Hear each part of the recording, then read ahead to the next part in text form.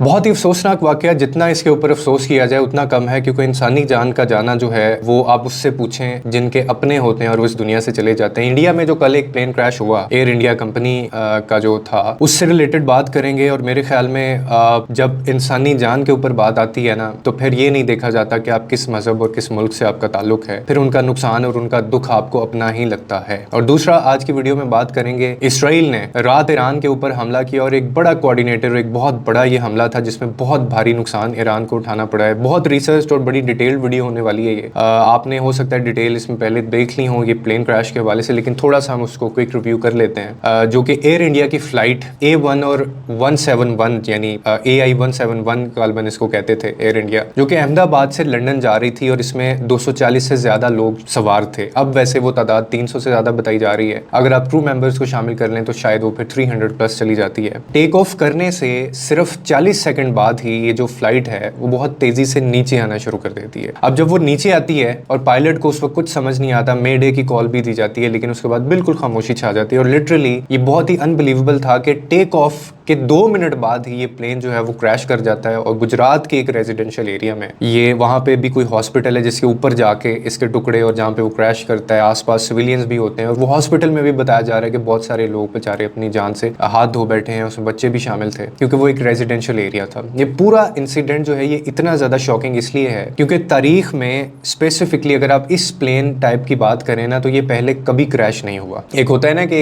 एक कंपनी की या किसी प्लेन की एक हिस्ट्री चली आ रही है कि उसमें टेक्निकल इश्यूज आते हैं, मैन्युफैक्चरिंग डिफेक्ट आते हैं, लेकिन इसमें आज तक कोई इशू नहीं आया था। और ये एक बोइंग 787 ड्रीम लाइनर प्लेन था जिसका एक एक्सीलेंट सेफ रिकॉर्ड माना जाता है। यानी लोग इसको प्रेफर करते थे कि इस पे हमने जाना है, क्योंकि इसका आज तक कभी ऐसी कोई कंप्लेन नहीं आई, या तारीख में पीछे भी पास्ट में कोई ऐसा रिकॉर्ड नहीं है। और तारीख में वाकई आज तक ये प्लेन कभी क्रैश नहीं हुआ था। ड्रीम लाइनर जो है उसकी पहली जो फ्लाइट थी ना वो 2009 में उड़ी थी। और आप देखें कि इसको 16 साल पहले वो फ्लाइट उड़ी थी और एक बड़ा एक्सीलेंट रिकॉर्ड ये लोग लेके चल रहे थे। और तब से लेकर आज तक इस पे इस लेवल का हादसा यानी प्लेन पे नहीं हुआ कि जहाँ इतना बड़ा नुकसान हुआ हो।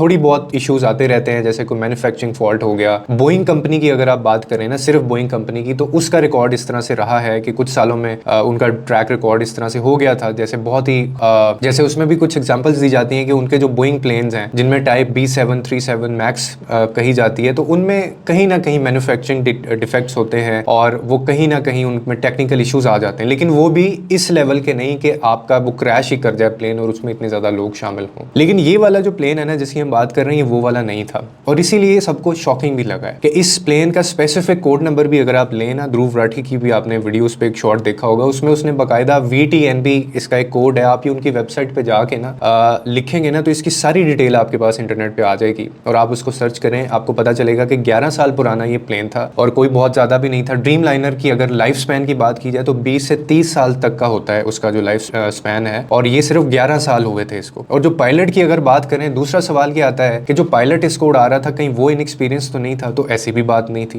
कैप्टन सुमित सबरवाल इसको उड़ा रहे थे और उनका खुद का भी जो रिकॉर्ड है फ्लाइट करने का, उड़ने का, वो 8200 फ्लाइट आवर्स का था। यानी इतना एक्सपीरियंस था और ये बहुत अच्छा रिकॉर्ड होता है। और पायलट भी इनएक्सपीरियंस नहीं था। तो अगला सवाल फिर ये आता है कि क्या मौसम खराब था? मौसम भी खराब नहीं था, वेदर कंडीशंस भी बहुत अच्छी थी। और क्योंकि वो टाइम भी 1:30 का था, गालबन दोपहर थी उस वक्त, और जब ये क्रैश हुआ है वेदर कंडीशंस बिल्कुल साफ थी। 40 डिग्री सेल्सियस का बताया जाता है और ना कोई तेज हवाएं चल रही थी। आप अगर को पायलट की बात कर लें तो दूसरा जो पायलट था उसने मे डे की कॉल भी थी। अब जब ये हादसा पेश आने वाला था ना, तो एक मे डे की कॉल भी दी गई थी, लेकिन वो राब्ता क्योंकि उनका खत्म हो गया और उसके बाद ये प्लेन जो है वो क्रैश कर गया। और इसमें जो जाने गई वो 300 से ज्यादा लोग मौजूद थे, 11 बच्चे थे, 169 इसमें जो सिटीजन थे वो नेशनल इंडियन नेशनल थे, 43 ब्रिटिश नेशनल बताए जाते हैं, और इसके अलावा जो 7 हैं वो पोर्टुगल नेशनल बताए जाते हैं, एक कैनेडियन नेशनल इसमें बताया जाता है। तो बहुत ही बड़ा एक अफसोसनाक वाकया है और सबको इसने बड़ा झंझोड़ के भी रख दिया है। दूसरे पायलट की अगर आप बात करें, को पायलट की, तो उसका ताल्लुक मुंबई से था और वो अभी हाल ही में, कुंडर करके उसका नाम था, और वो अभी फ्लोरिडा के पेरिस एयर फ्लाइट स्कूल से वो ट्रेनिंग लेकर भी अपनी वापस आया था। और उसका भी एक्सपीरियंस जो है वो कोई 1100 1100 यानी 1100 घंटे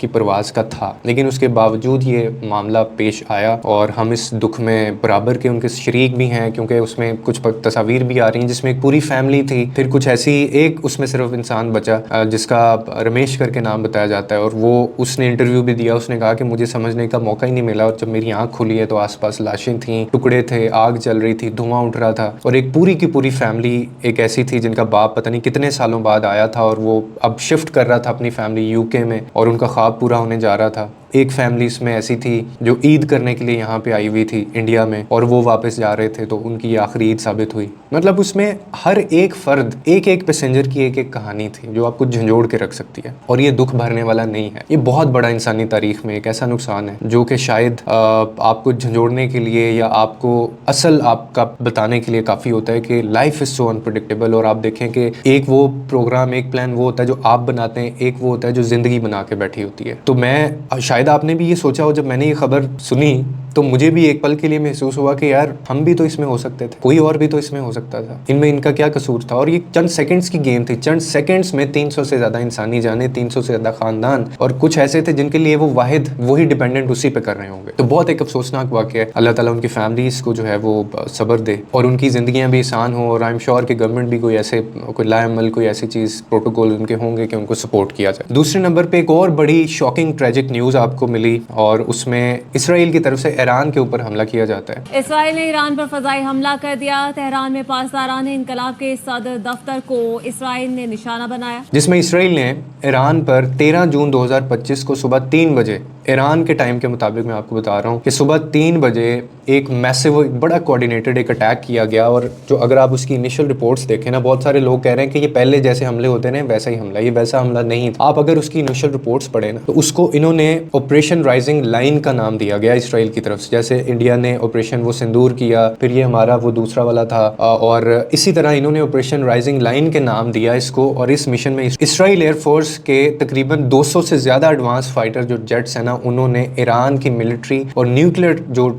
उनकी साइट्स थी उनको टारगेट किया, उनको फोकस करके अटैक किया। और इसराइल जो फ्लीट में शामिल यूएस मेड, ये कोई ताज्जुब की बात नहीं है, यूएस मेड जेट्स इस्तेमाल हुए, जिसमें F-151, F-161 और F-35 एयरक्राफ्ट्स फुली जो इक्विप्ड थे, बड़े बड़े हैवी वेपन्स के साथ इसमें वो शामिल थे। और एक लॉन्ग रेंज मिसाइल और मॉडर्न इलेक्ट्रॉनिक जो वॉरफेयर सिस्टम है वो इसमें इस्तेमाल किया गया। और इन एयरक्राफ्ट ने, अब नुकसान सुने क्या हुआ है, नुकसान के अंदर तेहरान, अस्फहान, हमदान और करमान के आसपास के जितने एयर डिफेंस सेंटर्स हैं उनको हिट किया गया, मिसाइल फैक्ट्रीज को टारगेट किया गया, यूरेनियम जो इनरिचमेंट की साइट्स कुछ होती हैं उनको टारगेट किया गया, सीनियर मिलिट्री लीडर्स के जो घर थे और उनके जो कमांड एंड कंट्रोल सेंटर्स थे उनको भी टारगेट किया गया। और टोटल अगर आप इसकी मैं आपको रफ सा आइडिया दूं ना, तो 100 के करीब इन्होंने टारगेट्स को हिट किया। और इस अटैक में ईरान को बहुत सवेयर, ये पहले जैसा इस तरह का हमला नहीं हुआ था आज तक ईरान के ऊपर, ये बहुत सवेयर लॉसेज हैं, जिसके अंदर मिलिट्री लेवल पर भी और सिविलियन लेवल्स पर भी बहुत सारे लोग जो है वो शहीद हुए हैं। और अगर आप रिपोर्ट्स देखें तो IRGC के जो चीफ हुसैन सलामी है वो भी इसमें मारे गए, शहीद हो गए। ईरानियन आर्मी के chief of staff general Mohammad Bagheri जो थे वो इसमें शहीद हुए हैं। और एयर डिफेंस चीफ जनरल जो गुलाम अली रशीद हैं वो इसमें शहीद हो गए। फिर सीनियर एडवाइजर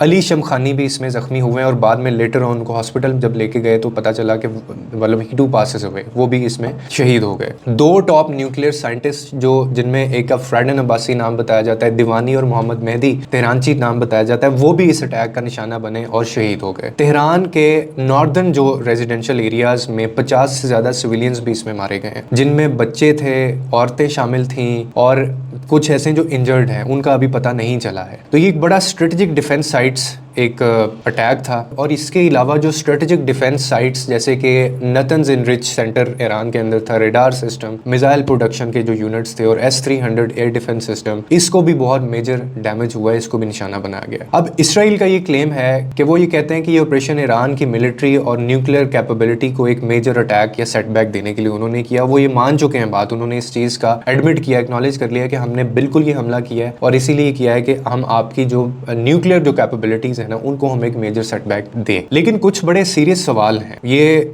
बहुत सारे लोगों को पता भी है, कोई इस पे बात नहीं कर रहा और शायद आपको बताएगा भी नहीं। न्यूज़ चैनल्स पे ये चीज़ जो अभी मैं आपको बताने लगा हूँ ये आपको नहीं मिलेगी। अब वो कुछ सीरियस सवाल कौन से, और वो ये है कि इसराइल और ईरान के दरमियान जो डिस्टेंस है ना वो 1700 या 1800 किलोमीटर का है। इतनी लॉन्ग रेंज, अब आपकी अकल तस्लीम नहीं करती खुद भी कि इतनी लॉन्ग रेंज एयर स्ट्राइक के बाद जो है वो इसराइल जेट्स को रिफ्यूलिंग की भी जरूरत पड़ती है, क्योंकि वो बड़ी हैवी बॉम्बिंग और वो उनके जो साथ में वेपन्स थे वो साथ लेके जा रहे थे, उसको कैरी करना इतना आसान नहीं होता, तो उनको जरूरत पड़ती है रिफ्यूलिंग की, और वो कोई एयर स्पेस यूज करनी पड़ती है या कहीं पे रिफ्यूलिंग के लिए किसी से मदद लेनी पड़ती है। तो इसराइल के पास जो रिपोर्ट्स बता रही हैं वो सिर्फ 7 से 8 KC-707 जो है वो रिफ्यूलिंग के एयरक्राफ्ट्स मौजूद। अब ये कैपेसिटी जो है ये बड़ी लिमिटेड है, ये एक बच्चे को भी पता है। यानी जितने जेट्स इस ऑपरेशन के अंदर यूज हुए हैं उन सब के लिए ये इनफ नहीं था कि ये इन सारी चीजों से उनको रिफ्यूल करके आगे हमला करते। अब इसका मतलब क्या है? इसका मतलब ये है कि इसराइल ने किसी एक्सटर्नल कंट्री से हेल्प ली इस सारी चीज के अंदर। अमेरिका ने वैसे ऑफिशियली डिनाई कर दिया, उन्होंने कहा है कि उन्होंने किसी भी तरह की कोई लॉजिस्टिक्स या रिफ्यूलिंग सपोर्ट प्रोवाइड नहीं की इसराइल को, और ट्रंप एडमिनिस्ट्रेशन ने ट्वीट भी किया और उन्होंने कहा कि जी क्योंकि हमारा इसमें यूएस की डायरेक्ट कोई इन्वॉल्वमेंट नहीं है, हम इस चीज को साबित कर दें, उन्होंने तो बयान दे दिया। लेकिन सवाल ये है कि फिर इसराइल जेट्स ने कहां से रिफ्यूलिंग किया, किस कंट्री ने उनको जो एयर बेस है वो दी, एयर स्पेस अलाउ किया। और दूसरी चीज ये है कि इसराइल से ईरान जाने के लिए जेट्स को जॉर्डन, इराक, सऊदी अरेबिया और गल्फ कंट्रीज की एयर स्पेस यूज करनी पड़ती या की उन्होंने, इसके अलावा और कोई रास्ता नहीं है। तो इतने हैवी फाइटर जेट्स जो हैं वो किसी भी इन जो मैंने नाम लिए हैं कंट्रीज के, यानी कहीं भी इनको रडार के ऊपर डिटेक्ट नहीं किया गया, और ये इम्पॉसिबल है कि इतने ज्यादा जेट्स, फाइटर जेट्स उड़ रहे हों आपके स्पेस के ऊपर और आपको पता ही ना चला और आपने उनको डिटेक्ट आपके रडार ने किया ही ना हो। फिर भी किसी भी कंट्री और ना किसी कंट्री का जो है वो एयर डिफेंस सिस्टम अलर्ट उन्होंने इशू किया, ना किसी को इंटीमेट किया, ना बताया, किसी ने प्रोटेस्ट नहीं किया, किसी ने इसराइल एयरक्राफ्ट को इंटरसेप्ट नहीं किया। अब ये साइलेंस जो है ना ये कोई कोइंसिडेंस नहीं है, ठीक है। अगर आप कहें ये इत्तेफाक है, ये इत्तेफाक नहीं होता। ये क्लियरली आपको ये दिखाता है कि इसमें कई मुस्लिम कंट्रीज इस ऑपरेशन के बारे में पहले से अवेयर थे, वो जानते थे, और शायद जो साइलेंट पार्टनर्स हैं इसराइल में इस चीज के ऊपर, ये एयर स्ट्राइक सिर्फ इसराइली जो मिलिट्री स्ट्रेंथ है उसको शो नहीं, बल्कि ये उन मुस्लिम कंट्रीज के लिए भी एक बड़ी वार्निंग है जो आज चुप है, क्योंकि कल उन पर भी ये वक्त आ सकता है और कोई और इसमें शामिल हो सकता है। तो ये सारा मामला है। अब इसमें खतरनाक बात ये है कि हम एक ऐसे एरा के अंदर जिंदा हैं, हम जी रहे हैं, बल्कि वी आर लिविंग इट, के ईरान की तरफ से जो अब स्टेटमेंट गई है वो उससे भी ज्यादा खतरनाक है, और वो उन्होंने बाकायदा अपने सिटीजन्स को भी कह दिया है, अपने शहरियों को ये सारे अलर्ट्स भेज दिए हैं कि जो आने वाले कुछ हफ्ते हैं और कुछ जो दिन है ना वो बहुत ही ज्यादा खतरनाक होने वाले हैं। तो आप अपना अपना बंदोबस्त कर लें, अपना अपना हिसाब किताब आप लगा लें, क्योंकि हम तो अब जा रहे हैं डू और डाई वाली। अब इसका जवाब वो देंगे, डेफिनेटली ईरान देगा, और वो किस हद तक जवाब हो सकता है, उसमें बदले में क्या आगे जवाबी कार्रवाई होगी, ये जो है ये हम सब के लिए भी एक बड़ी तफशीशनाक भी और एक बड़ी खतरनाक चीज़ है। और ये हम लोग बहुत ही एक वर्स्ट एरा के अंदर जिंदा रह रहे हैं। और आप इसमें मुनाफकत जो है वो आप देखें किस तरह से सामने आ रही है कि ट्वीट कर दिए जाते हैं, टेलीफोनिक राब्ते कर लिए जाते हैं, या उनको बीच में वो ट्रम्प चाचा आके बीच में सुलह करा देते हैं। पहले वो पीछे से करने वाले भी खुद होते हैं, बल्कि एक ट्वीट में उन्होंने ये भी कहा, उन्होंने कहा कि अगर ईरान इसकी कार्रवाई करता है, जवाबी वार वो करता है, तो हम फिर इसराइल की तरफ से हम लोग सपोर्ट करेंगे इसराइल को, और हमसे ये उम्मीद ना लगाए दुनिया कि जी हम ईरान के हक में बात करेंगे। तो अब इसका क्या आगे सोल्यूशन निकलता है या आने वाले दिनों में क्या तबाही ये दोनों मुल्क लेके आते हैं, तो इस चीज़ से अल्लाह हमें भी बचाए, इन लोगों को भी बचाए। बात वही है जो मैं करता हूँ कि सिविलियंस, आम लोग, आपके बच्चे, मेरे बच्चे, गरीब के बच्चे, और इनके अपने तो घर भी बुलेट प्रूफ हैं, इनके अपने गाड़ियां भी बुलेट प्रूफ हैं, इन्होंने वो जैकेट्स भी पहनी होती हैं, और इनके बाहर इनको सपोर्ट करने के लिए जो है वो हज़ारों की तादाद में फोर्सेस भी बाहर खड़ी होती हैं, लेकिन जो प्राइस है वो हमेशा पे करनी पड़ती है सिविलियंस को। तो ये सारी कहानी है, और ये अभी पाकिस्तान इंडिया का चल रहा था, अब उनका चल पड़ा है, और दूसरी तरफ प्यारे गिरते जा रहे हैं। तो समझ नहीं आ रहा है ये दुनिया में हो क्या रहा है। आप इसके बारे में क्या कहते हैं? कॉमेंट सेक्शन में आप अपना पॉइंट ऑफ व्यू दे सकते हैं। लोगों के लिए आसानियाँ पैदा करें, रब आपके लिए आसानियाँ पैदा करेगा।